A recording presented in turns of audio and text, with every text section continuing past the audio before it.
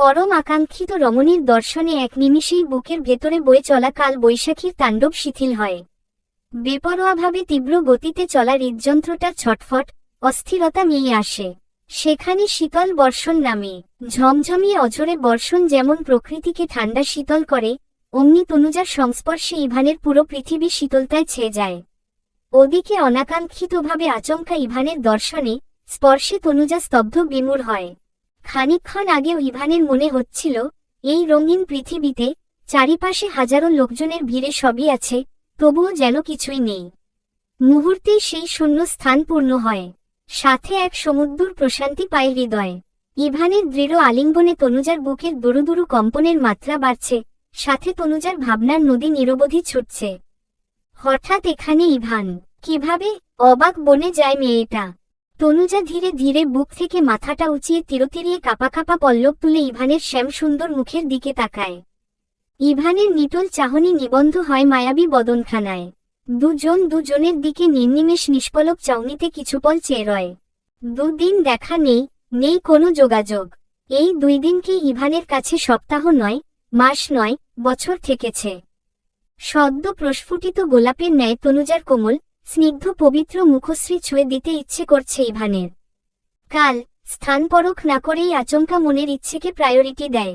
Ivan আলগোছে তনুজার গোলগাল মুখটা আজলে ধরে, প্রথমে তনুজার মসৃণ কপালে অধরজোড়া ছোঁয়। ইভানের স্পর্শে তনুজার মেরুদণ্ডের শিরদাঁড়া বেয়ে বরফ স্রোত বয়ে যায়। পায়ের তলা অবধি শিরশির করে ওঠে। পরপর ইভান আলতো করে ছোট ছোট চুম্বনে তনুজার সারা মুখ ভরিয়ে দেয়। আকস্মিক ঘটনা আর অনুভূতির জোয়ারে তনুজা বাকরুদ্ধ। গলা শুকিয়ে চৌচির, জিহ্বার সাথে যেন পাথর বাঁধা, এমন ভারী। কোনো শব্দই উচ্চারিত হচ্ছে না। তনুজার কপালে কপাল ঠেকায় ইভান। চোখ দুটো বুজে অস্ফুটে বলে, উফ, এতটাক্ষণ কি যে কষ্টের মধ্যে ছিলাম আমি, কাউকে বলে বুঝানো যাবে না। আমার বারংবার মনে হচ্ছিল, এই বুঝি তোমাকে হারিয়ে ফেলেছি। থ্যাঙ্কস গড, তুমি ঠিক আছো। তনুজা ভ্রুট্রু কুচকে অপ্রস্তুত কণ্ঠে বলল, আপনি এখানে? মানে কিভাবে? যা। তন্মধ্যে ফুপির গলার স্বর আশায় তনুজার কথা অসম্পূর্ণ রয়। ভেতর থেকে ফুপি হাত ছেড়ে শুধালেন, হ্যাঁ রে তনু, কে এসেছে? গলার স্বরের শব্দে দুজনেই অপ্রস্তুত হয়। তনুজা ঝট করে ইভানের হাত দুটো সরিয়ে দূরত্ব বজায় রেখে দাঁড়াতে শোষব্যস্ত হয়। ইভান কিঞ্চিত মাথা নুয়ে অপ্রস্তুত ভঙ্গিতে মাথার পিছে চুলকায়। তনুজা এড়িয়ে যেতে প্রত্যুত্তরে জোরেশোরে বলল, হ্যাঁ ফুপি, দেখছি। পরপর ইভানের দিকে তাকিয়ে মুখাবয়বে গম্ভীরতার ছাপ টেনে নেয় তনুজা। মিছে মিছে বিরক্ত হওয়ার ভনিতা করে ঝটপট সোজাসাপটা বলে উঠল, হঠাৎ আপনি এখানে? না মানে কি মনে করে? তনুজার এরূপ প্রশ্নে ইভান হোঁচট খায়। বেচারা আশ্চর্য বনে যায়। 7 সমুদ্র 13 নদী পাড়ি দেওয়ার মতো অসাধ্য সাধন করে বউকে খুঁজে বের করল। আর সেই বউয়ের মুখ নিঃসৃত এহেন প্রশ্ন, যা শুনে ইভান স্তব্ধ, কিংকর্তব্যবিমূঢ়। পরপর নিজেকে স্বাভাবিক করে কপাল কুঁচকে তাকালো ইভান। নির্লিপ্ততা ভঙ্গিতে বলল, বউকে মনে করে? বউকে নিতে।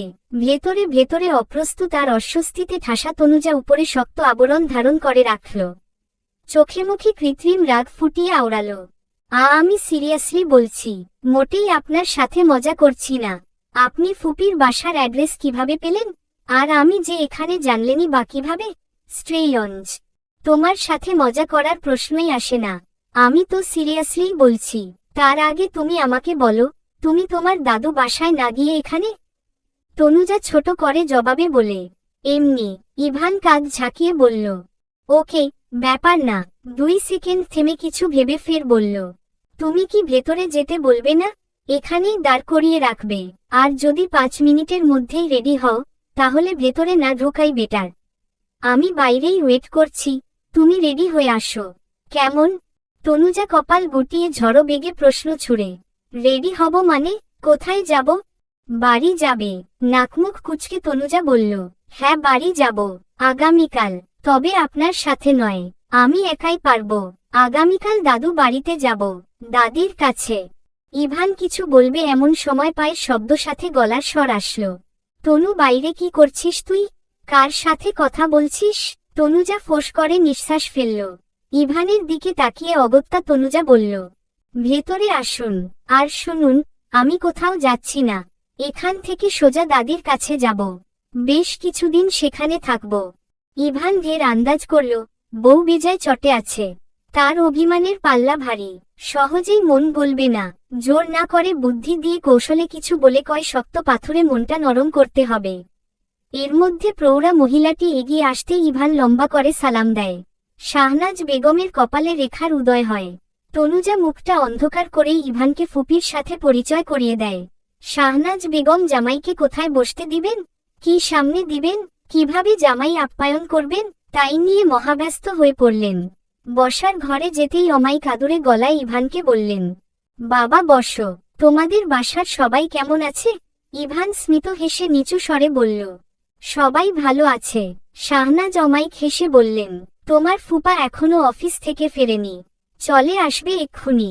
একটা ছেলে আমার, সে অন্য জেলায় থাকে, পাবলিক বিশ্ববিদ্যালয়ে পড়ে, অনার্স প্রথম বর্ষের ছাত্র। বাসায় আমি সারাটা দিন একাই থাকি। তনু আসাতে কি যে ভালো লাগছে না, কখন দিন ফুরিয়ে যাচ্ছে টেরি পাচ্ছি না। মেয়েটাকে অনেকদিন পর দেখলাম, অসুস্থতার জন্য কোথাও তেমন যাওয়া হয়ে ওঠে না।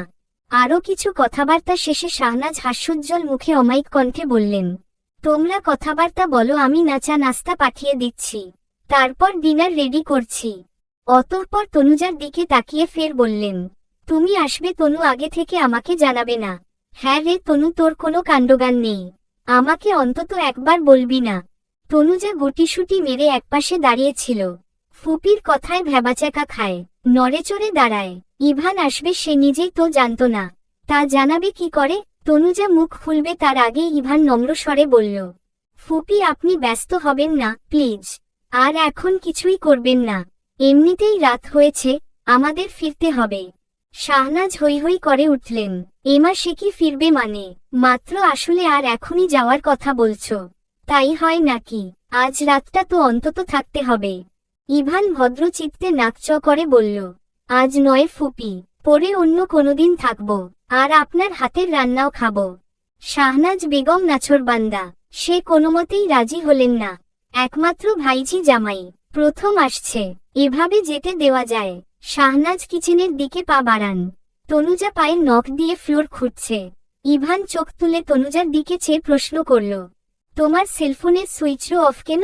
তার মানে ইভান কল করেছিল? এটা ভাবতে ভাবতেই মুখে বলল তনুজা। ফোনটা আসার দিন হাত ফসকে রাস্তায় পড়ে যায়।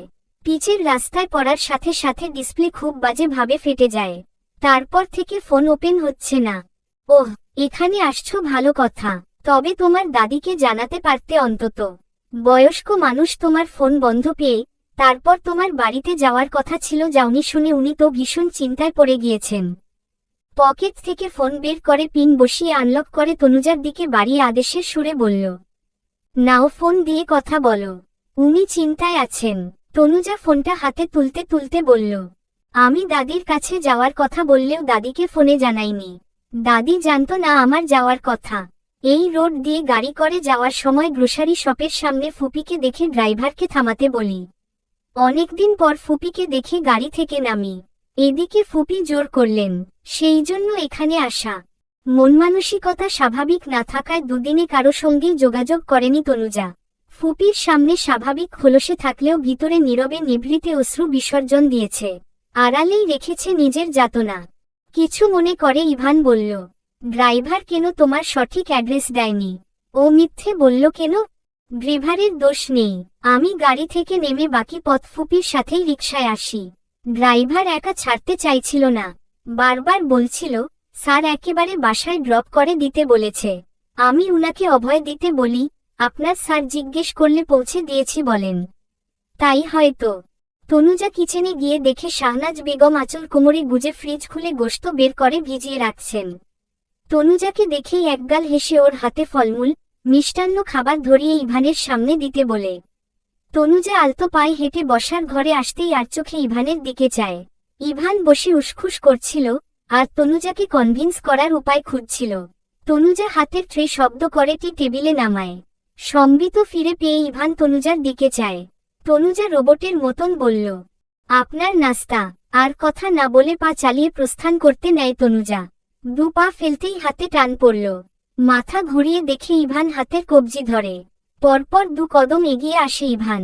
ইনোসেন্ট ফেস করে মৃদুস্বরে বলল, সরি তনুজা, প্লিজ রাগটা একটু কমাও, আর বাসায় চলো, প্লিজ প্লিজ প্লিজ। একদম বাচ্চাদের মতো আবদার করে আদুরে গলায় বলে ইভান। তনুজা মেকি অভিমান পুষে রাখে, কাটকাট গলায় বলে, সরি, সম্ভব নয়, ভেবেছি কিছুদিন বাড়িতে থাকব। নেগেটিভ উত্তর শুনে ইভানের রাগ হল। আচমকা তনুজার কোমর পেঁচিয়ে ধরে এক হাতে, দুজনের মাঝের দূরত্ব ঘুচায়। তনুজা ভরকায় এদিক ওদিক চায়, ফিসফিসিয়ে দাঁতে দাঁত চেপে আওড়ায়, ইভান ছাড়ুন, কি হচ্ছে কি? ফুপি চলে আসতে পারে। তনুজার মুখের উপর থাকা বেবি হেয়ার এক আঙুল দিয়ে কানের পিঠে ঠেলে দেয় ইভান। তনুজা মুখটা গম্ভীর করেই রাখে। ইভান দৃষ্টি সরু করে অসহায় চোখে চাইল।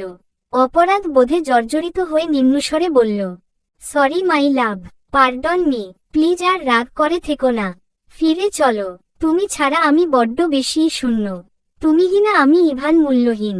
আমার উপর তোমার অনেক অভিযোগ জমেছে জানি, তার জন্য অবশ্য আমিই দায়ী। একটিবারের জন্য অভিযোগের পাহাড় দূরে সরিয়ে দাও। আই প্রমিজ দ্বিতীয়বার আর আমার প্রতি অভিযোগ হওয়ার সুযোগ পাবে না। তনুজা তাচ্ছিল্য করে বলল, কারো প্রতি অভিযোগ করে কি লাভ? যার ভাগ্যটাই খারাপ, তার কারো উপর অভিযোগ রাখা বেমানান। ইভান কপালে প্রগাঢ় ভাঁজ ফেলে বলল, তুমি কিন্তু ইনডিরেক্টলি আমাকে মিন করে কথাটা বললে। তোমার ভাগ্যে আমি ছিলাম, তার মানে এই আমিটাই খারাপ। অ্যাকচুয়ালি তুমি এটাই বলতে চাইছো, রাইট? তনুজা মনেমনে পণ করেছে সে ইচ্ছে করেই ইভানকে একটু জ্বালাবে, কষ্ট দিবে, বুঝাবে ইগনোর যে কতটা যাতনার, অবহেলা সহ্য করা কতটা যন্ত্রণার তা একটু হলেও বুঝুক, জানুক ইভান। তনুজা জবাব দেয় না, প্রসঙ্গ এড়াতে নিজেকে ছাড়াতে মুচড়ামুচড়ি করতে থাকে। বলল, ইভান ছাড়ুন তো, ফুপি চলে আসলে বিশ্রী হবে। আজকের কঠোর তনুজাকে ইভানের কাছে অচেনা ঠেকেছে। তার নরম সরম কোমলমতি বউয়ের মনটা কবে থেকে পাথরে হলো, সে ভেবে উত্তর পায় না। কিচ্ছুতেই যে বউয়ের মন গলছে না। বিরহে কাতর হৃদয় তনুজা একটু অনুভব করতে পারছে না। ইভানের আকুতি মিনতি তনুজার মন ছুতে পারছে না। ইভানের এবার নিজেকে ব্যর্থ মনে হলো। এখানে নতুন জায়গায় রাত কাটানো ইভানের কাছে তৃতীয় বিশ্বযুদ্ধের মতন। আবার তনুজাকে কিভাবে রাজি করাবে?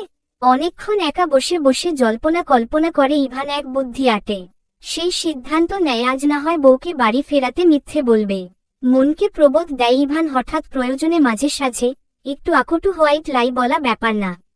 তনুজাকে ডেকে মিছে বলে, দিদুন অসুস্থ, তোমাকে আজকেই নিয়ে যেতে বলেছে। আমার তো খেয়ালই ছিল না এটা বলার কথা। তনুজা চিন্তিত বদনে চায়, উদ্বিগ্ন হয়ে শুধায়, কি হয়েছে দিদুনের? দিদুন কোথায় এখন?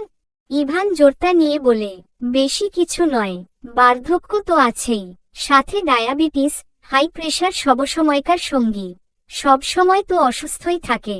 তনুজা বিরক্ত হল, ভ্রুযুগল গুছিয়ে বলল, এগুলো তো আমিও জানি। অসুস্থ বললেন যে, নতুন করে কিছু হয়েছে কি? ইভান এটা সেটা বলে বোঝায় দিদুন তনুজাকে দেখতে চেয়েছে। আজ যেতেই বলেছেন। অগত্যা তনুজা রাজি হয়, তবে শাহনাজ বেগম ডিনার না করিয়ে ছাড়েন না। ফিরতে ফিরতে রাত 12টা বেজে যায়। এসে দিদুনের কক্ষে প্রথমে যায়। দিদুন ঘুমানোর প্রস্তুতি নিচ্ছিল। তনুজাকে দেখে বৃদ্ধা যারপরনাই বিস্মিত হয়। কথাবার্তার এক পর্যায়ে বুঝল দিদুন মোটেই ইভানকে আজ আনতে বলেনি।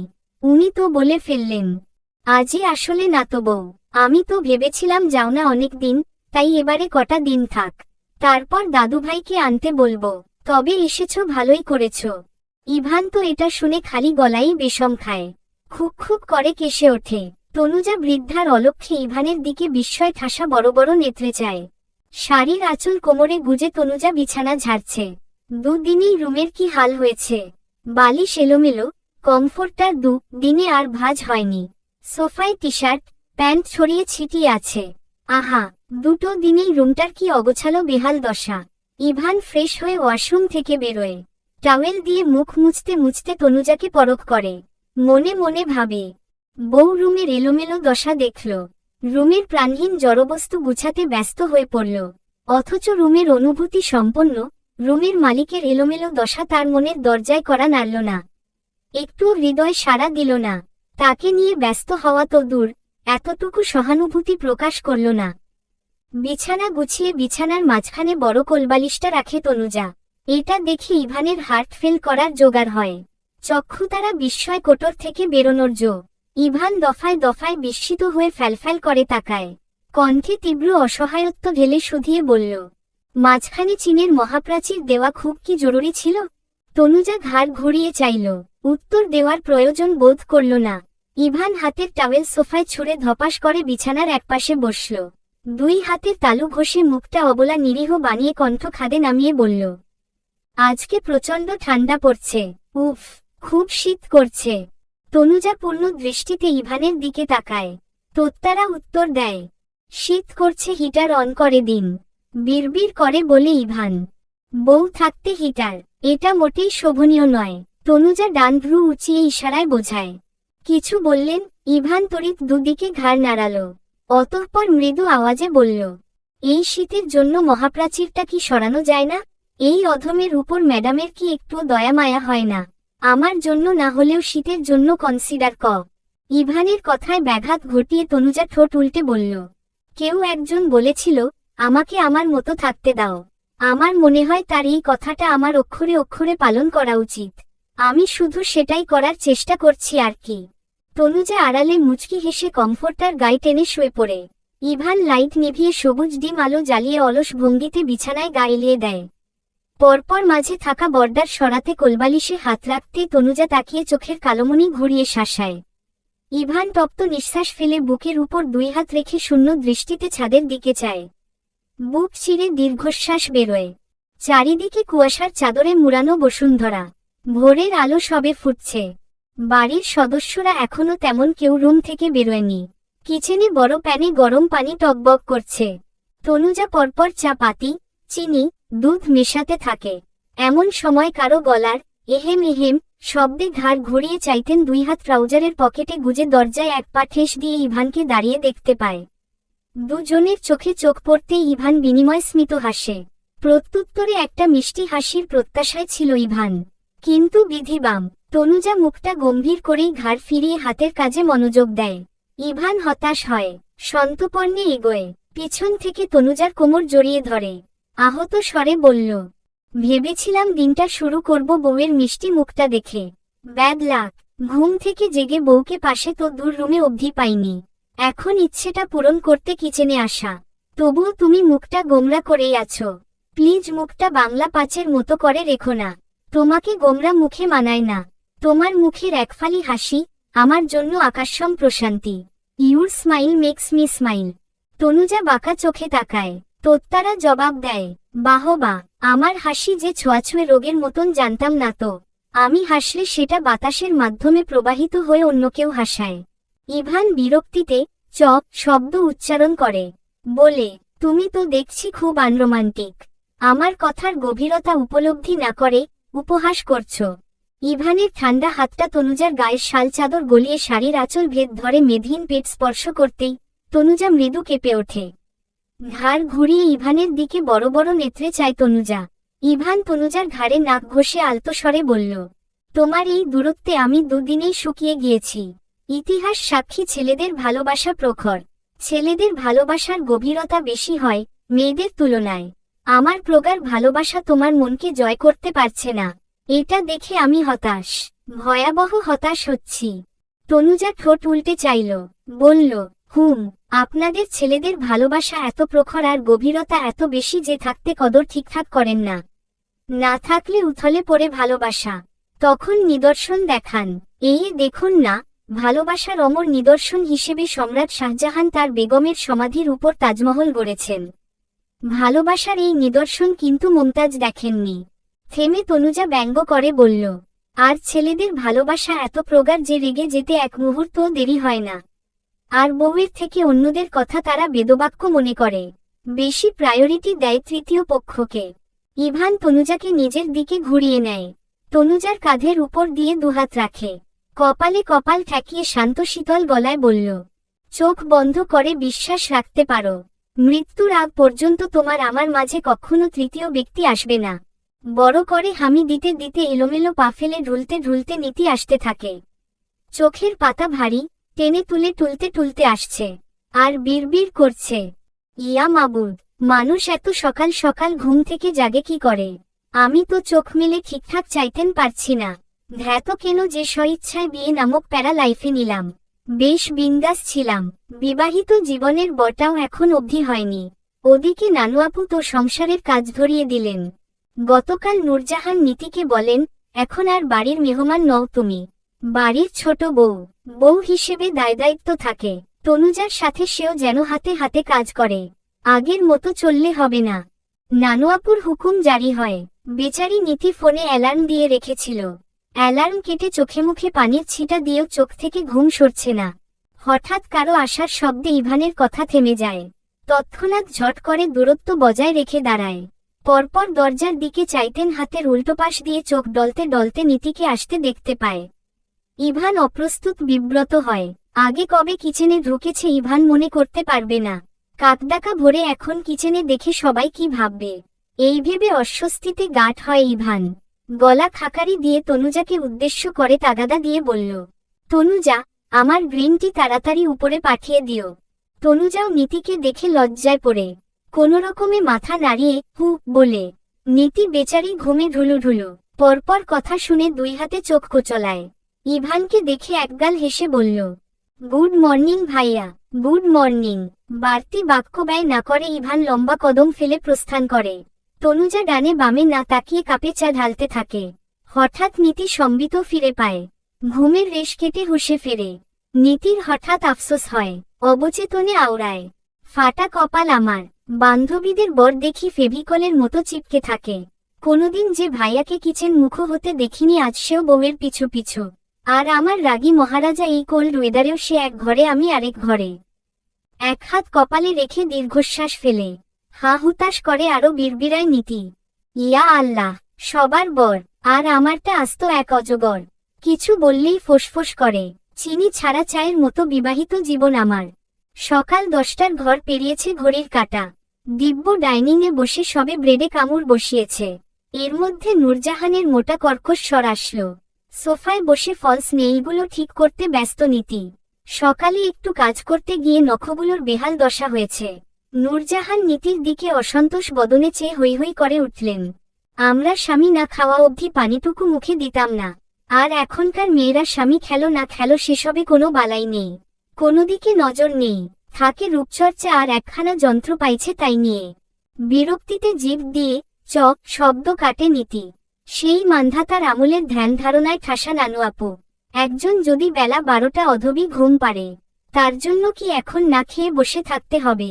আজব। নীতি কথাটা না শোনার ভান করে নিজের কাজে মশগুল থাকে। দিব্য নিজের মতো খাবার খেতে থাকে। নূরজাহান ডাইনিংয়ে গিয়ে গ্লাসে থাকা পানি নিয়ে হাতে থাকা দুটো বড়ি গপাগপ গিলে নেয়। এতে যেন মুখে আর শরীরের বল কয়েক গুণ বেড়ে যায়। দিব্যর দিকে তীক্ষ্ণ দৃষ্টিতে চেয়ে বললেন, তা ছোট কর্তা, বিয়ে করার জন্য তো তাড়াহুড়া লাগিয়ে দিলে, তরস হইল না, কারো কথা মান্য করলে না, মর্জি মতো একাই বিয়ে সারলে, তা দুজনে এখনো যে আলাদা ঘরেই থাকো। বুঝি না বাপু এখনকার ছেলেমেয়েদের প্রেম ভালোবাসা। দিদুনের কথায় দিব্যর গলায় খাবার আটকে যায়। বেচারা খুব খুব করে কাশতে থাকে। নীতি বড় বড় চোখ করে থ মেরে তাকিয়ে থাকে। চলবে।